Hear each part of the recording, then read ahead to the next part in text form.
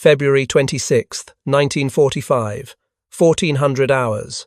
A forest clearing 4,000 meters behind German lines. Captain Charles Parker pressed his body flat against the frozen earth at the bottom of his foxhole as German boots crunched through the snow inches from his head. Company A's perimeter had been overrun. Wehrmacht soldiers were everywhere now, moving through positions that American Rangers had held for 3 days of continuous combat without resupply, without relief, without any indication that relief would ever come. Parker could hear German voices above him, the clatter of equipment, the unmistakable sounds of an enemy force that believed it had finally achieved victory over the trapped Americans. The situation appeared hopeless by any conventional military calculation. The Rangers were out of food. They were nearly out of ammunition. They had suffered casualties that had reduced some platoons to a third of their original strength. German forces from 5 different divisions had been committed to destroying them. And now those German soldiers were standing directly over American foxholes, confident that the battle was finally over. The captain's hand found the radio handset. What he was about to request would either save his men or kill them all. There was no middle ground, no alternative, no time for debate.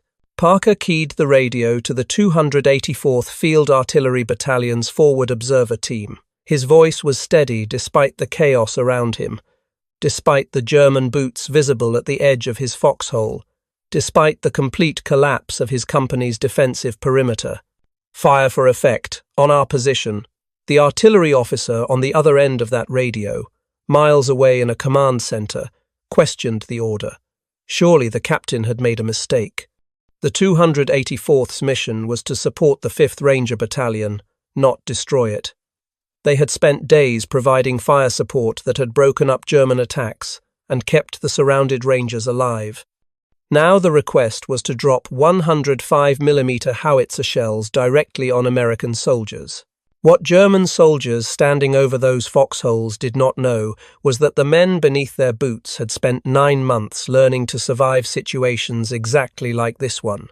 They did not know that every ranger in those foxholes had been trained to dig positions that could withstand artillery detonations at close range. They did not know that American artillery coordination had evolved to a precision that German doctrine considered impossible. That American forward observers could drop shells within meters of friendly positions because American doctrine accepted risks that Wehrmacht planners would never authorize. And they certainly did not know that in approximately 90 seconds, dozens of 105mm howitzer shells would begin detonating directly on top of this position, and that the Rangers in their foxholes would survive while the Germans standing exposed in the open would be slaughtered by shell fragments.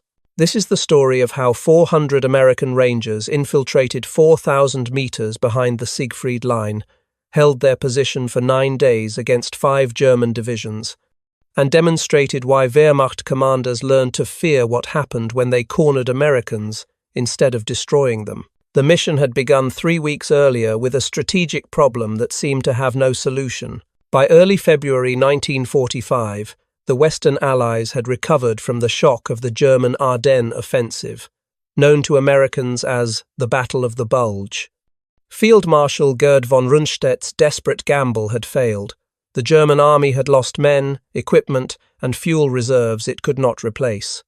But the Wehrmacht had also demonstrated that it retained the capability to mount dangerous offensive operations. The Allied advance toward Germany would not be a simple walkover. Lieutenant General George Patton's Third Army faced a specific challenge. The Saar-Moselle Triangle, bounded by those 2 rivers, contained some of the most formidable defensive terrain in Western Europe. The fortress city of Trier anchored the top of the triangle. German forces had withdrawn behind the Saar River after the Bulge, destroying bridges as they retreated.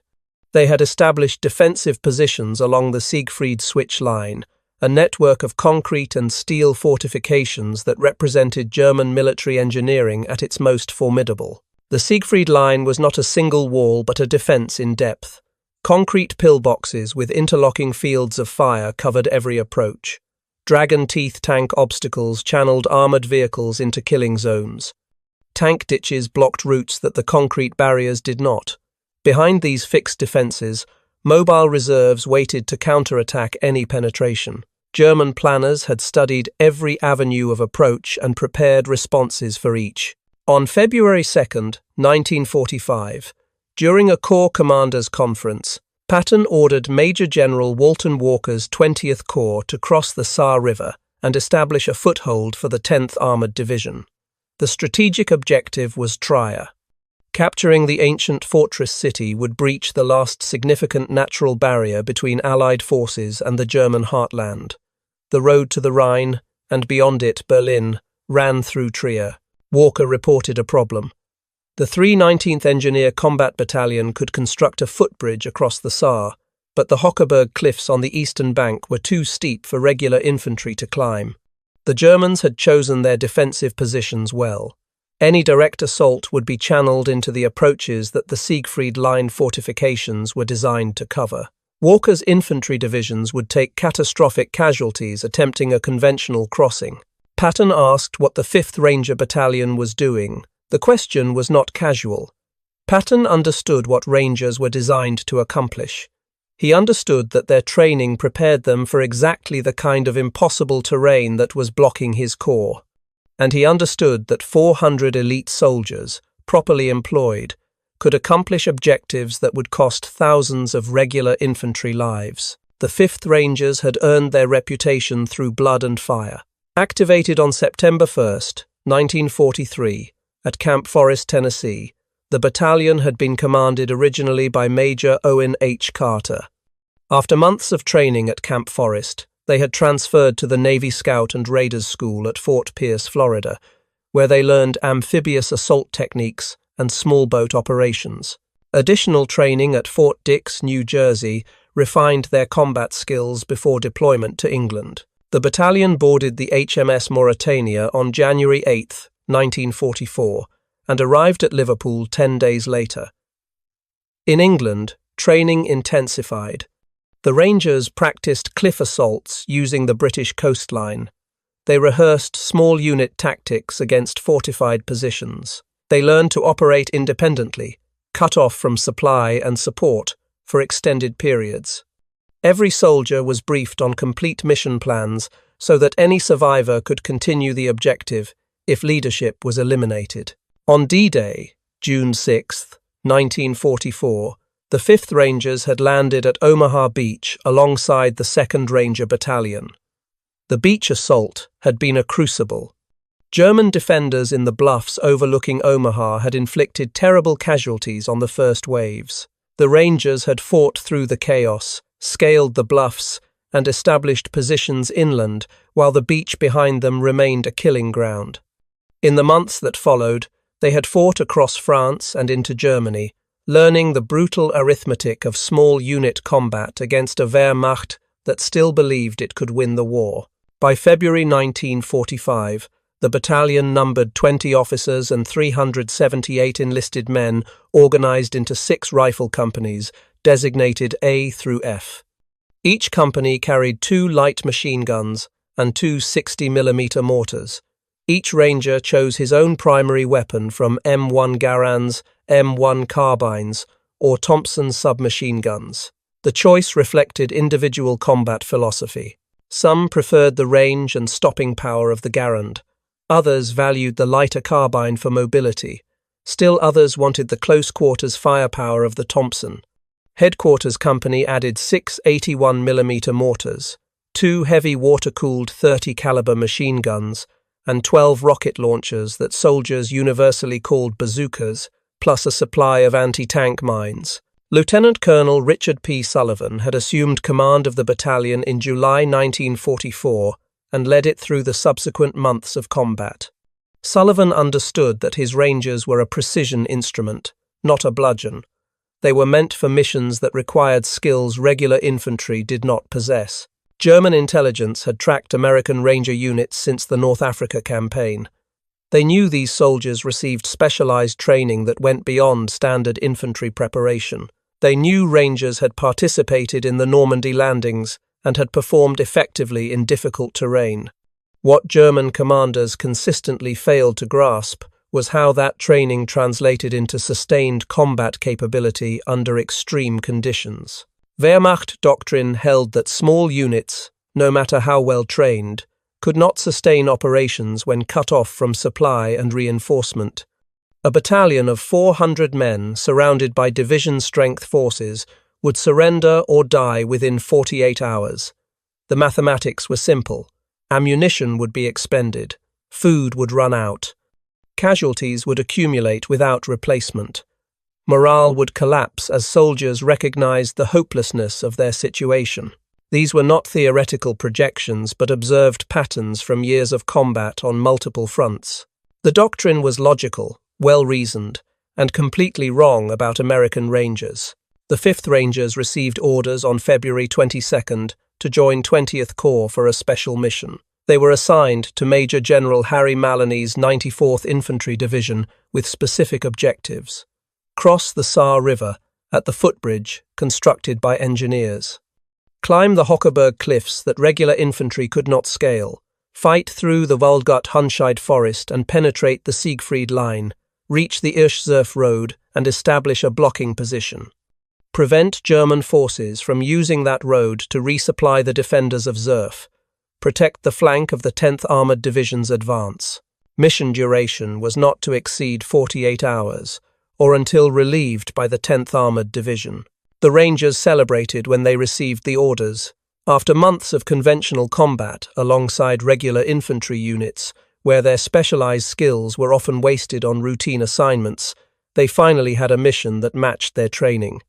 This was exactly what Rangers were supposed to do: infiltrate enemy territory, operate independently behind enemy lines, create chaos and disruption that would enable larger forces to achieve strategic objectives. Each soldier drew 2 chocolate D ration bars and 2 K rations, enough food for approximately 2 days of intense activity. They collected extra grenades and as many machine gun ammunition belts as each man could carry, while still maintaining mobility. Each company received approximately 20 anti-tank mines to block enemy vehicle movement. A forward observer team from the 284th Field Artillery Battalion, equipped with 105mm howitzers, was assigned to accompany the battalion. The artillery support would prove essential beyond anything the mission planners had anticipated. On February 23rd, the Rangers marched from Wyton toward the Saar River crossing point at Tabenrot. German artillery found them almost immediately. The Wehrmacht had registered their guns on every likely approach route, and the Rangers were moving along one of them. The march became a gauntlet of incoming shells. At approximately 17:30 hours, 2 rounds landed directly on 1st Platoon, Company A.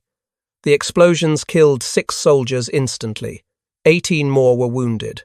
The concentrated casualties in a single platoon represented a devastating blow before the mission had even properly begun. Staff Sergeant Roger Neighbourgle was blown into a ditch and knocked unconscious by the blast. When he awoke, 2 medics were lifting him by his head and feet, preparing to add him to a pile of dead soldiers.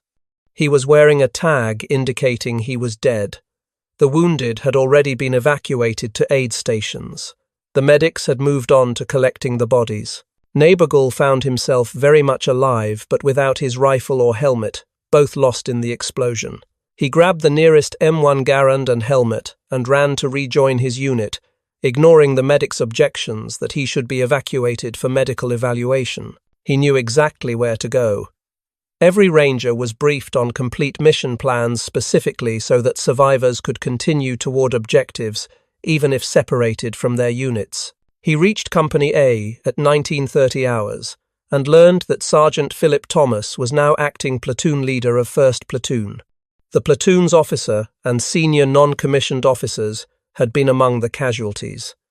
Company A's strength had dropped to 28 soldiers and 1 officer before they had even crossed the Saar River. The battalion moved to the pontoon footbridge at 2100 hours in total darkness. The Saar was at flood stage from winter rains and snowmelt, and water splashed over the 10-inch plank that served as their bridge across the river. A rope strung along the length of the bridge provided the only handhold. The current beneath was powerful enough to sweep away anyone who fell in. The last words the Rangers heard before beginning the crossing were simple and grim. "Don't fall in, as nobody will attempt to rescue you." German defenders had calculated that the Hockerberg cliffs made an assault from this direction impossible. The calculations were based on sound military logic, validated by centuries of warfare in mountainous terrain. The cliffs were nearly vertical in places, covered in dense brush and trees that provided no handholds and concealed the actual slope angles. No army could move a significant force up those slopes at night while maintaining tactical cohesion. Soldiers would become separated in the darkness. Units would lose contact with each other. The confusion would make coordinated action impossible even if individual soldiers reached the top. The terrain itself was a defensive barrier more reliable than any fortification. What German planners had not calculated was that Rangers had trained specifically for exactly this type of movement. They had practiced night climbs on the British coast. They had learned to navigate by sound and touch when visibility was zero. They had developed techniques for maintaining unit cohesion in conditions that would scatter regular infantry. The battalion formed into two columns at the base of the Hockerberg. Companies A, C, and F climbed on the north side of the designated route. Companies B, D, and E climbed approximately 100 yards to the south, maintaining separation to reduce the impact of any enemy contact. Headquarters Company followed in the rear, prepared to support whichever column encountered resistance first. The climb was brutal beyond anything the Rangers had experienced in training. The only way to move was on hands and knees, clinging to bushes and following the sound of the person ahead. Total silence was essential.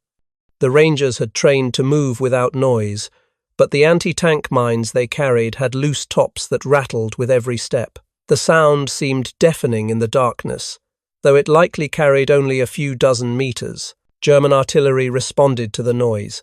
Unable to see targets, German gun crews fired rounds indiscriminately into the darkness based on sound alone.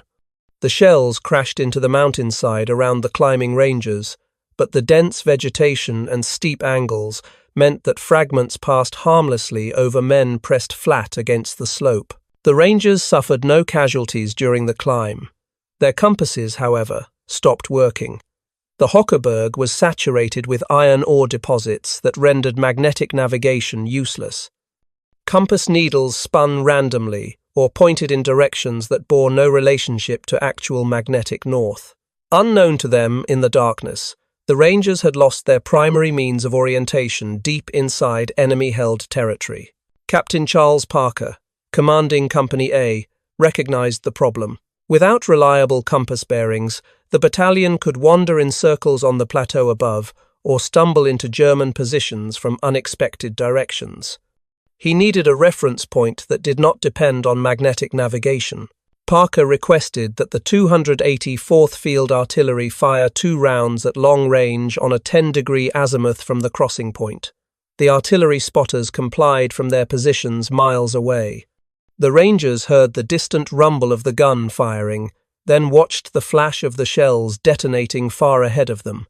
The explosions provided an orientation reference. They adjusted their movement toward the flashes and continued climbing through the darkness. At first light on February 24th, approximately 05:30 hours, Company A reached the top of the mountain and the edge of the forest known as the Waldgut Hunscheid. Before them lay what appeared to be a plateau scattered with clusters of trees and clearings. They had climbed the impossible cliffs. They had penetrated the Siegfried Line from a direction German defenders had not fortified. They were 4,000 meters behind the front lines. The Rangers used the concealment of the forest edge to reorganize. Units that had become separated during the night climb rejoined their companies. Ammunition was redistributed. The wounded from the artillery barrage during the march, those who had continued despite their injuries, received what medical attention was available. Approximately 150 yards ahead of Company A's position stood a pillbox that appeared unmanned. No sentries were visible. No smoke rose from heating fires. The fortification seemed abandoned.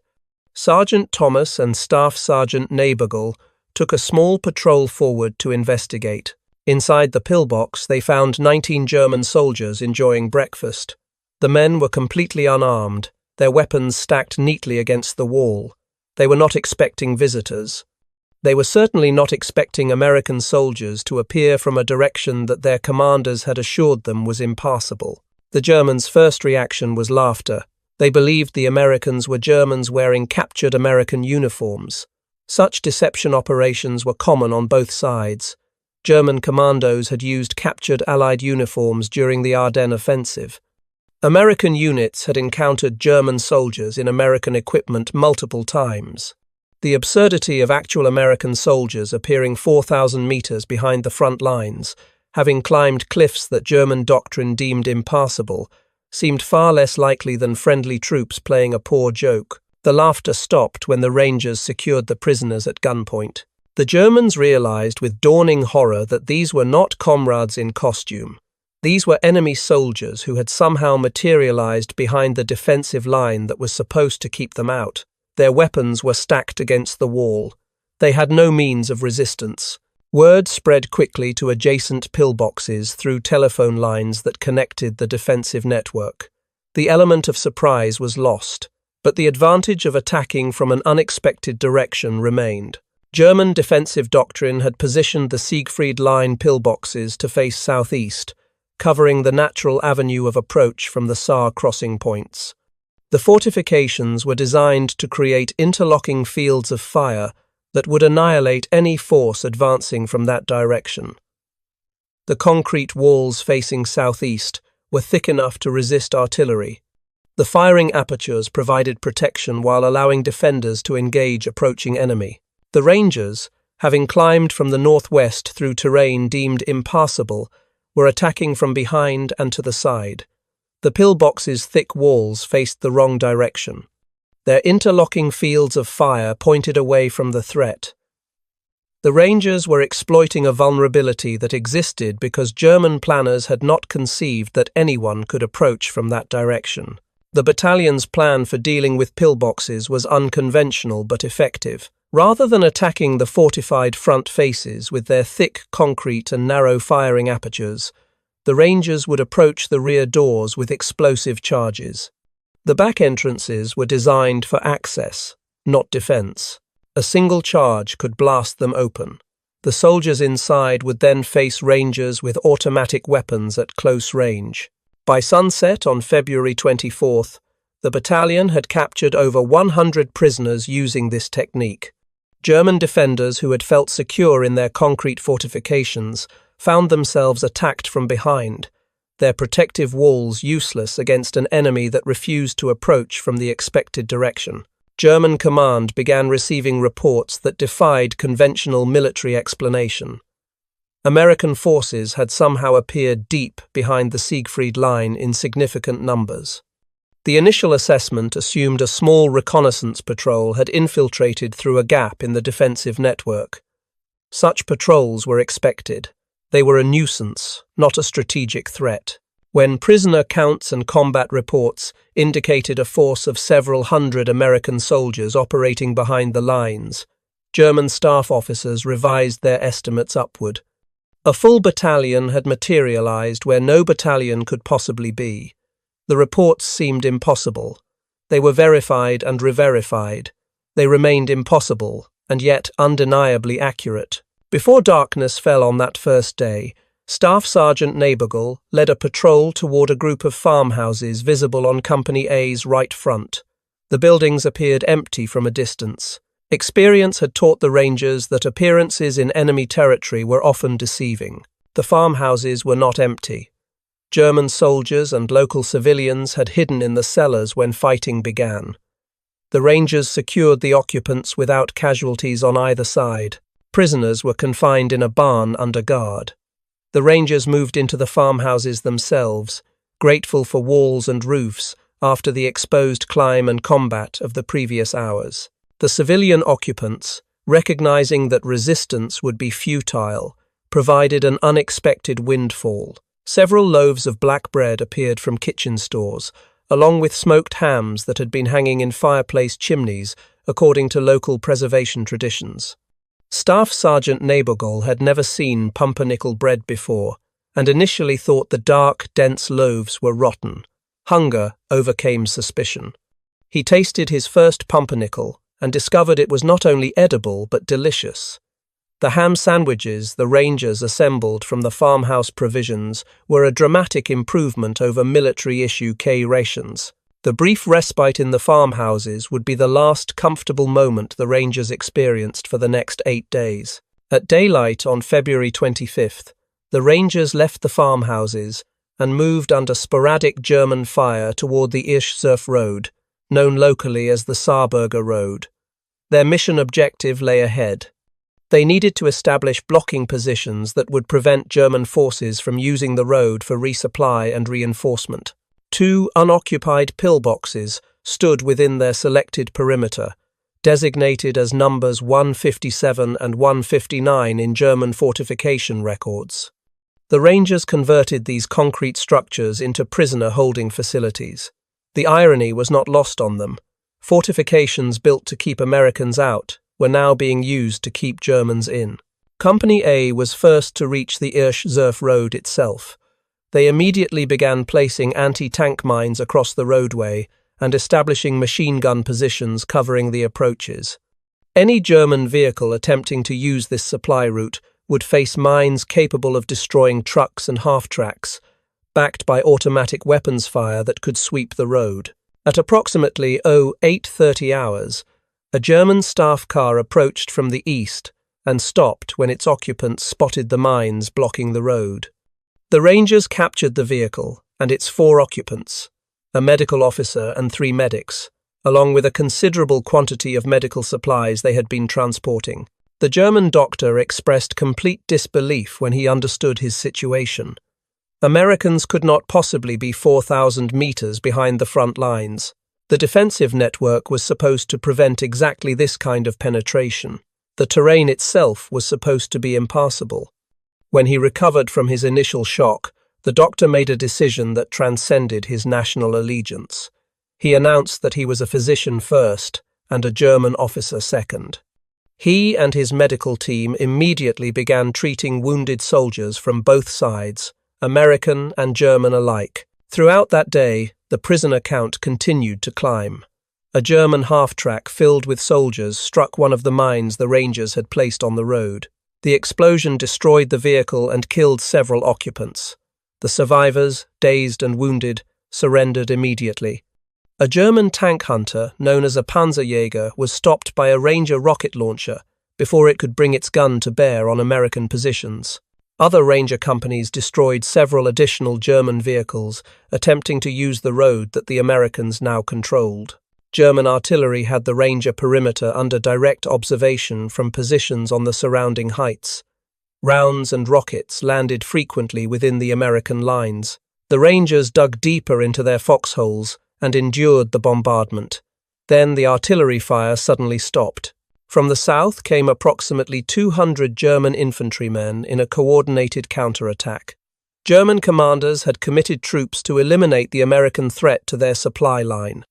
The assault came with professional precision, fire and movement, supporting weapons, the accumulated experience of years of infantry combat. The Rangers called for support from the 284th Field Artillery Battalion. American howitzers, directed by the forward observer team that had accompanied the Rangers, began dropping shells on the attacking German formation. The coordination between the Rangers and their artillery support was seamless. Shells fell precisely where they were needed, breaking up the German assault before it could close with the American positions.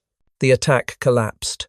German soldiers who had expected to overwhelm isolated Americans discovered that those Americans had artillery support as accurate as anything the Wehrmacht could provide. The Rangers learned that day that the 284th had been assigned to support them exclusively.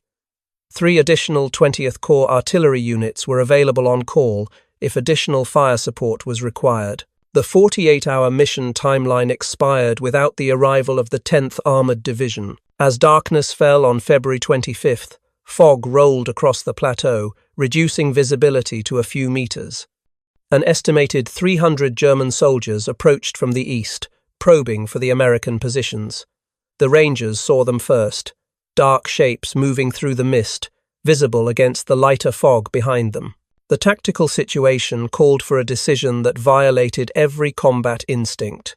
Rather than engage immediately and reveal their positions, the Rangers allowed the Germans to walk through their perimeter.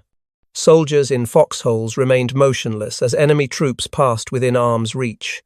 Staff Sergeant Nabergall lay frozen in his hole as German boots passed inches from his face. They never saw him. They never knew he was there. When the last German soldier cleared the perimeter, moving west toward what they thought was open ground, Sergeant Thomas gave the order. The Rangers opened fire from behind. The effect was devastating. Germans who believed they had passed through abandoned American positions found themselves caught in crossfire from enemies they thought they had already bypassed. Muzzle flashes erupted from foxholes that had seemed empty seconds before. There was no cover. There was nowhere to run. The Americans were behind them, between them and their own lines. Many Germans surrendered immediately, rather than face annihilation. The Rangers collected another 90 prisoners from the shattered formation. The night passed without further significant German action. By dawn on February 27th, the Rangers faced a critical logistical situation that would have broken most units. They had almost no food remaining. The 2-day rations they had carried were exhausted. Ammunition was dangerously low. Staff Sergeant Nabergall had no food at all, and only one 8-round clip remaining for his M1 Garand. He had acquired a captured German rifle and some ammunition from prisoners, but the unfamiliar weapon was a poor substitute for the rifle he had trained with. The question repeated through every foxhole: where was the 10th Armoured Division? German artillery fire became more frequent and more accurate, as enemy observers pinpointed the Ranger perimeter through continuous observation. Someone in the battalion proposed an unconventional solution to the constant bombardment. The Rangers removed German prisoners from the pillboxes and positioned them on top of pillbox 157, clearly visible to German artillery observers. The incoming rounds decreased significantly. German artillery crews were reluctant to fire on positions where their own soldiers were clearly exposed. The approach made prisoner security virtually impossible, and some Germans escaped during the resulting confusion, but the reduction in shellfire saved American lives. The Rangers accepted the trade-off without hesitation. On February 28th, the 284th Field Artillery Battalion attempted to resupply the Rangers by air. 4 liaison aircraft, small observation planes pressed into service as cargo carriers, flew over the Ranger perimeter at 500 feet to drop food and ammunition. German machine gun fire from the surrounding heights drove the slow, vulnerable aircraft up to 1,500 or 2,000 feet. At that altitude, accurate drops became impossible. No food reached the Ranger perimeter. The ammunition canisters that landed were battered by impact into uselessness.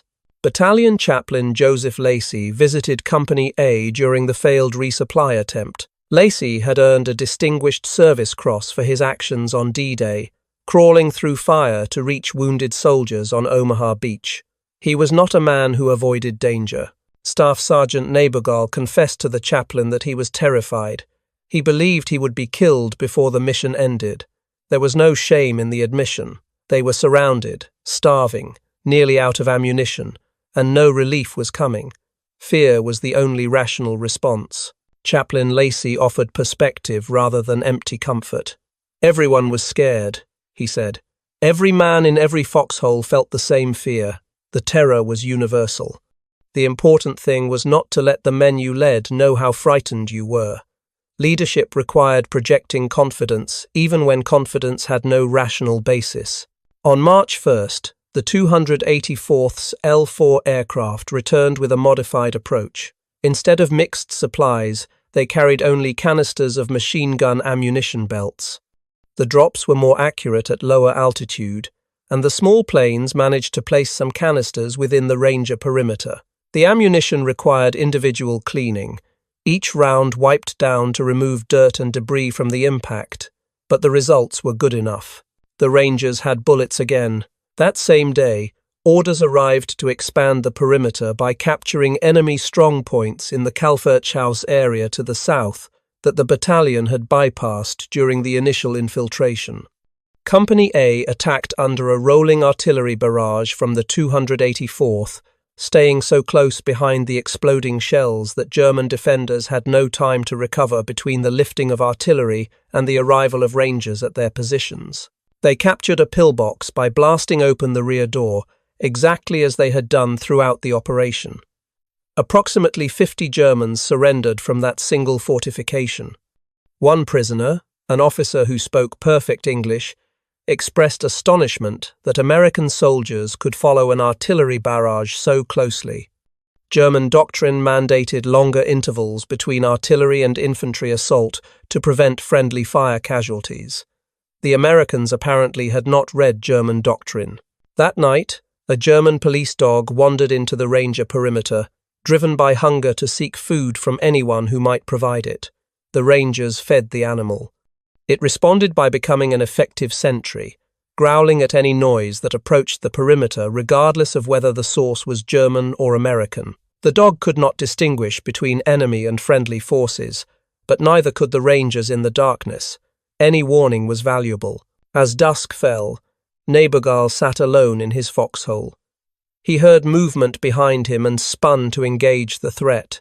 He found Chaplain Lacey crawling toward him on his stomach through the gathering darkness. Neighbourgal grabbed the chaplain and pulled him into the foxhole before either could be shot by nervous sentries. "I was just passing through the neighbourhood," Lacey said, "and thought I'd drop in and say hello." The humour was deliberate and desperately needed. Lacey had remembered a frightened soldier from their earlier conversation. He had crawled through a combat zone to provide human connection to a man who needed it. The chaplain offered additional guidance. When you see a friend killed, it is correct to say a prayer for them, but it is also acceptable to acknowledge that you are glad it was not you. The guilt of survival was something every combat soldier carried. Lacey gave Neighbourgal permission to feel it without shame. By the morning of March 2nd, Company A had been reduced from approximately 40 soldiers and 3 officers to 18 soldiers and 1 officer. The casualties had not come in a single catastrophic engagement. They had accumulated through 8 days of continuous combat, artillery, fire, infantry assaults, snipers, the slow attrition of men wounded or killed 1 and 2 at a time. First platoon, which had started with roughly 20 men before even crossing the river, was down to 8. At approximately 07:30 hours, the Germans attacked again. The Rangers were dug into positions they had improved over 8 days of occupation. They knew every field of fire, every dead zone, every approach route. They easily repulsed the assault, adding to the German casualty count without significant losses of their own. Rumours circulated through the perimeter that the 10th Armoured Division had finally arrived and made contact with Company E on the opposite side of the Ranger position. Some wounded Rangers and prisoners had supposedly been evacuated. Company A saw no evidence of relief. No tanks appeared, no infantry reinforced their positions. If the armour was nearby, it was not nearby enough to matter. German artillery blasted the perimeter throughout the day and into the night. The shelling reached a pace and intensity that pinned the Rangers in their foxholes continuously. Men could not leave their holes for any purpose, including the most basic biological functions. They endured and waited for the shelling to lift. On March 3rd, several soldiers from the German 2nd Mountain Division walked voluntarily into Company A's perimeter and surrendered without resistance. They had not been captured in combat. They had chosen to give themselves up. Through an interpreter, they explained why. Their regiment had been almost annihilated. Their commanding officer was dead. Their unit no longer functioned as an effective combat formation. They had been given a specific mission by German command: destroy the American Ranger Battalion by killing or capturing every soldier in it. They had failed completely, and they were astonished to discover how small the force was that had destroyed them. German Army records confirm the scale of forces committed against the 5th Rangers during the 9-day battle. The 2nd Mountain Division had been assigned primary responsibility for eliminating the American penetration. Elements of the 11th Panzer Division, the 256th Volksgrenadier Division, the 416th Infantry Division, the 19th Volksgrenadier Division, and the 25th Panzer Grenadier Division had also participated in attacks against the Ranger perimeter. 5 German divisions had committed troops against 400 Americans. The attacking force had regimental commanders and divisional artillery. They had tanks and half-tracks and mortars and machine guns in quantities that should have overwhelmed any battalion-sized force within hours. They had the advantages of interior lines, nearby supply depots, and continuous reinforcement of casualties. They had lost. Their regiment was destroyed. Their commander was dead, and the tiny American force they had been ordered to annihilate was still fighting. On March 4th, approximately 150 Germans attacked from both the north and the west simultaneously, attempting to overwhelm the perimeter through coordinated pressure from multiple directions. By this point, however, 9 days of artillery bombardment had stripped the foliage from trees throughout the battle area. What had been concealed forest positions were now exposed. The Rangers had clear fields of fire in every direction. The 284th Field Artillery Battalion provided supporting fire that caught the attacking Germans in the open. The Rangers added their own weapons to the barrage. They captured approximately 50 additional prisoners from the shattered assault force and killed many more. Then came February 26th, and the moment that would define the entire battle. At 1400 hours, the Germans mounted their most determined assault of the entire operation. They attacked from the southwest with overwhelming force, combining infantry with direct fire support, coordination with artillery, everything Wehrmacht tactical doctrine prescribed for overrunning a defensive position. They succeeded where every previous attack had failed. German soldiers pushed through the Company A perimeter. They overran foxhole positions. They were standing directly over Americans who had nowhere to retreat. For one terrible moment, it appeared that the Ranger position would finally collapse. Captain Charles Parker, the Company A commander who had earned a Distinguished Service Cross for his actions on D-Day, assessed the situation. His men were in their foxholes. German soldiers were standing in the open above them. The calculus was terrible but clear. He keyed his radio to the 284th Field Artillery Forward Observer Team. Fire for effect. On our position. Corporal Ralph Winkler was in the 284th Field Artillery Battalion Command Center when the request came through. He would later describe the mass confusion and reluctance it caused throughout the battery. Their entire purpose was to support the 5th Rangers, to keep them alive through accurate artillery fire. Now the request was to drop shells directly on American soldiers. Captain Parker's end of the conversation, overheard by surviving Rangers, including Staff Sergeant Nabergall, involved language of a type not normally heard in church. The artillery officers questioned, protested, requested confirmation. Parker responded with absolute clarity and vocabulary that left no room for misunderstanding or delay. The 284th complied. Staff Sergeant Nabergall pressed himself into the bottom of his foxhole. He pulled his helmet over his head and tried to make himself as small as possible beneath it. He heard the freight train sound of incoming 105mm howitzer shells, dozens of them, aimed directly at his position. The shells detonated across Company A's perimeter. Explosions ripped through the area where German soldiers stood in the open, confident of victory. Shell fragments tore through men who had no cover, no protection, no warning of what was coming. The Rangers in their foxholes, pressed flat against the earth with wood and dirt between them and the fragments, survived. Captain Parker's gamble had worked. He had calculated that soldiers properly dug in could survive artillery detonations that would annihilate men standing exposed above ground. The calculation required absolute faith in his soldiers' fieldcraft, their ability to dig positions deep enough to provide protection. It required absolute faith in American artillery precision, the ability of the 284th to drop shells exactly where requested without the dispersion that would kill Americans along with Germans. Both calculations proved justified.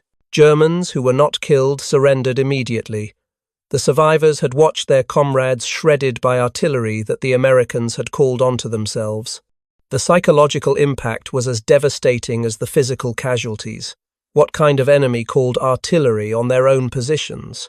What defense existed against men willing to endure their own bombardment to destroy you? Finally, on March 5, 1945, the 5th Ranger Battalion was relieved by the 302nd Infantry Regiment of the 94th Infantry Division. The mission that was supposed to last 48 hours had lasted 9 days. The statistical record speaks to the scale of the achievement. The 5th Ranger Battalion killed or captured over 600 German soldiers and wounded an estimated equal number. They faced elements of 5 German divisions deployed specifically to destroy them. They held a position 4,000 meters behind enemy lines for 9 days with no resupply after the first 48 hours, no relief until the 9th day, and no communication indicating that relief would ever come. President Harry Truman recognized the achievement by awarding the Presidential Unit Citation to the 5th Ranger Battalion, one of the highest honors an American military unit can receive. Years after the war ended, Staff Sergeant Roger Neighbogle sought out Major General Walton Walker. He asked the question that had haunted him since March 1945. Had a decision been made to abandon the 5th Ranger Battalion for the greater good? Had someone calculated that 400 Rangers were acceptable losses in exchange for some larger strategic objective? Walker acknowledged that such decisions do happen in war. Commanders sometimes sacrifice smaller units to preserve larger forces or achieve critical objectives. The mathematics of war occasionally demand terrible choices. In this case, however, the abandonment was not deliberate sacrifice. The 10th Armoured Division had forded the Saar River with orders to turn south, relieve the Rangers, and destroy the German 2nd Mountain Division. Those orders were changed by higher headquarters. The 10th Armoured was redirected to attack Trier directly, exploiting the opportunity created by the Rangers' disruption of German defences. The plight of the Rangers was simply never discussed at command level. No one made a decision to abandon them. No one made a decision to relieve them. They existed in a gap between orders, forgotten while headquarters focused on the larger strategic picture. The Rangers were expected to hold, so they held. When someone finally remembered to send relief, the Rangers were still there, still fighting, still refusing to accept that their situation was hopeless. The German soldiers who surrendered on March 3rd had provided the most accurate assessment. They had been given a simple mission: destroy the American Rangers. They had committed regimental strength against 400 soldiers defending a forest perimeter. Their regiment had ceased to exist as a functioning military unit. Their commander was dead, and the force they were sent to annihilate was still fighting when they chose to surrender. German military doctrine had calculated that isolated units would collapse within 48 hours. The 5th Rangers held for 9 days. German planners had determined that small units could not withstand division-strength attacks. The Rangers faced 5 divisions and survived. German theory held that soldiers cut off from supply and reinforcement would lose combat effectiveness rapidly. The Rangers, starving and nearly out of ammunition, called artillery fire on their own positions rather than surrender. The Irsch-Zerf road, which the Rangers had been sent to block, remained closed to German traffic for all 9 days of the battle. The strategic objective was achieved. The tactical cost was severe, but the battalion survived as a fighting force. The message sent to German commanders was unmistakable. Cornering American soldiers did not guarantee their destruction. It guaranteed a fight that might cost more than victory was worth. Captain Charles Parker survived the war. The artillery call that seemed suicidal had been calculated with precision that bordered on prescience. He had bet his life and the lives of his men on American training, American field craft, and American artillery coordination. The bet had paid. The men who walked out of that forest on March 5th had learned something that German commanders would never fully understand and could never successfully counter. American soldiers did not fight according to doctrine. They did not collapse on schedule. They did not surrender when logic suggested surrender was the rational choice. They called artillery on their own positions and trusted their foxholes to save them. They put prisoners on top of pillboxes to stop incoming fire. They let enemy formations walk through their perimeter before opening fire from behind. They adapted. They improvised. They refused to accept that any situation was hopeless, even when every military calculation suggested it was. German military theory had no framework for soldiers like these. By March 1945, the war was almost over. The Rangers had demonstrated, one more time, that American soldiers would find ways to win that enemies could not anticipate, could not calculate, and could not defeat. The foxholes held. The artillery was accurate. The Germans were slaughtered, and 400 Rangers walked out of a forest that 5 divisions had failed to take from them. Thanks for watching. Hit subscribe if you want the next one, like if this one earned it. The comments here are full of veterans' families sharing their own stories, historians catching details I missed, and people discovering this history for the first time. Add your voice. I'll see you in the next video.